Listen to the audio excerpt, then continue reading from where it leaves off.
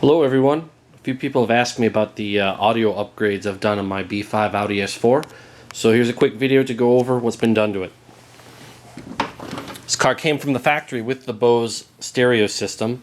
It wasn't a bad stereo for the day, but it certainly left a lot to be desired in terms of overall frequency response, especially on the lower end, and didn't allow for very much volume before you started to hear distortion. So I've done a few things to address that, and actually the upgrades I've done to this stereo have been pretty low budget, and I'm actually really happy with the results. So on the low end, I've added an Infinity Basslink subwoofer. The way I've mounted it actually I think is pretty slick. It's actually bolted to a wooden board here, which is carpeted.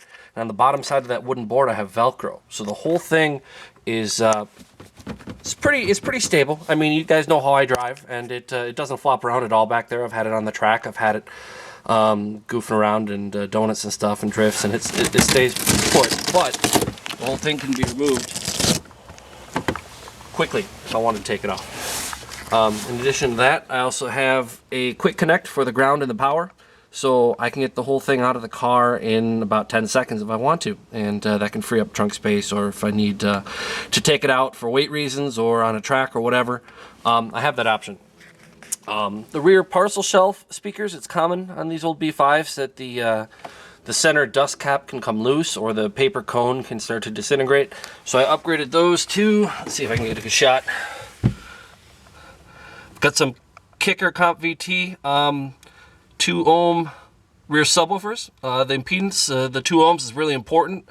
The Bose system does use 2 ohm speakers. If you use something other than 2 ohm and you retain the factory amplifiers, you're not going to be happy with the results. So make sure, if you're going to upgrade it, make sure you go with something 2 ohms. In terms of amplification,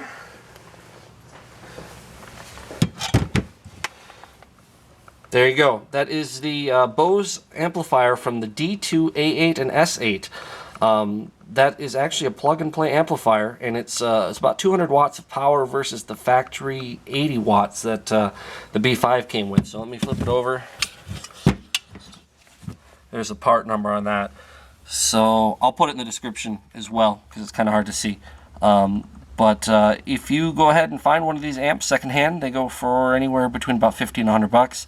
You can basically plug it into your stock B5 Bose stereo, and you'll be pretty happy with the results. You get a lot more oomph out of the system, and honestly, I like the equalization a little bit better too. It's a lot less bassy. It's more neutral, and overall, it made the whole system sound much better. So, in addition to the RNS-E head unit, I haven't done anything else to the rest of the speakers, and overall, for less than 500 bucks, not including the head unit, of course, I'm pretty happy with the results. So if you have any questions, feel free to hit me up.